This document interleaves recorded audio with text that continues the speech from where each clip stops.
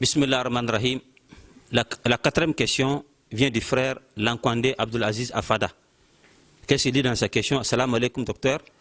Tout d'abord, je tiens à vous remercier pour les réponses de mes questions précédentes, car elle vous récompense d'une science utile. Ma question est la suivante.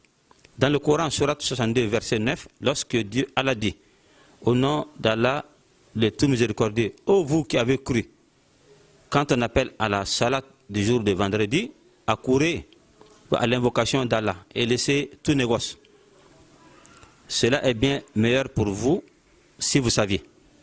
Voilà, donc le frère dit, j'aimerais savoir, c'est le premier appel ou le deuxième. Voilà, une deuxième question, une question est de savoir, est-il permis à un ou une musulmane d'écouter des chansons? Je vous remercie. Voilà, concernant l'appel à la prière de vendredi, alors c'est le premier appel, car le deuxième appel consiste à autoriser à l'imam de commencer la khutbah. Le deuxième appel, quand on fait, c'est lorsque l'imam s'adresse et donc lance la salam aux fidèles. Quand on fait le deuxième appel, en ce moment-là, alors l'heure est déjà consommée. Voilà, donc c'est le premier appel là, qu'Allah dit, celui qui entend cet appel, qu'il abandonne tout. Ce n'est pas seulement les opérations économiques, mais aussi toute activité humaine. Il faut laisser l'agriculture, il faut abandonner les causeries avec sa femme, il faut abandonner le service, il faut abandonner n'importe quelle activité et répondre à l'appel d'Allah subhanahu wa ta'ala. Face à où il a décrit là, avec précipitation. Non, c'est ça le sens. Alors donc, dans le premier appel, il faut tout abandonner pour se préparer. Tu dois te laver, te parfumer, être serein et venir appeler, répondre à l'appel d'Allah subhanahu wa ta'ala.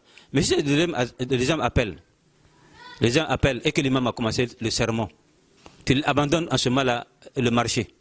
Tu viens trouver que la prière est finie. Donc, ça concerne ici le premier appel, ce n'est pas le second.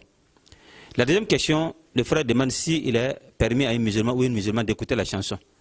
Voilà, chanson sans rythme, sans cadence, sans instrument musical. Cette chanson, ça c'est la première condition. Une chanson qui n'est pas rythmée, qui n'est pas accompagnée d'une cadence. Alors, ça c'est la première condition. La deuxième condition, que le fond soit acceptable.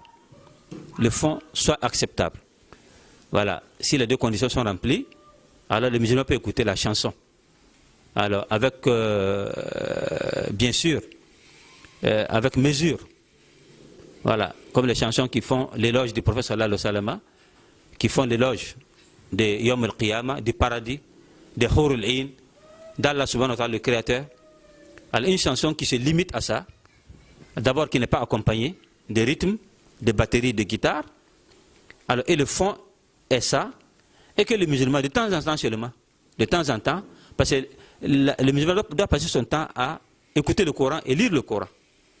Mais il y a des petits temps comme ça, si tu as un poème quelque part, une chanson quelque part, des passages que tu vas en tout cas dire et vénérer la vérité, si ça se limite à ça, Inch'Allah, il n'y a pas de gêne. Il n'y a pas de gêne, il n'y a pas d'empêchement, Inch'Allah ta'ala, qu'Allah nous assiste.